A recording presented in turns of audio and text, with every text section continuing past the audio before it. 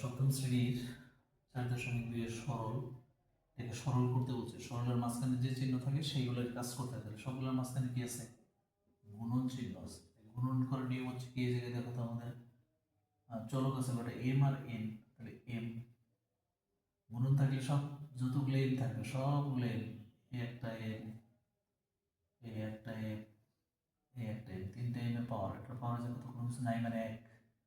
তারপরটা পাওয়ার হচ্ছে দুই, তারপরটা পাওয়ার হচ্ছে তিন।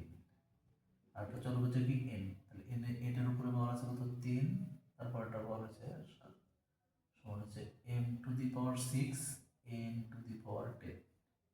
আর এই জায়গায় তুমি দেখো যে সবগুলো সংখ্যা আগে গুণন করে নেবে। এই জায়গায় 3 গুণন 4 গুণন 2 গুণন 5 গুণন 3। তারপর দেখো এ আছে কয়টা? একটা, এর উপরে কোনো কিছু নেই মানে এক। তারপরে এই জায়গায় বি আছে, তারপরে সি আছে, তিনটা দিয়ে নাও। এই জায়গায় বেশি থাকে এ, এর উপরে আছে এক, এটা বির উপরে যাবে। এ আছে তাহলে এক প্লাস এক, তারপরটা সি আছে এক, তারপরটা বি আছে। এটা তুমি গুণ করো, গুণ করলে আসবে কত? 360।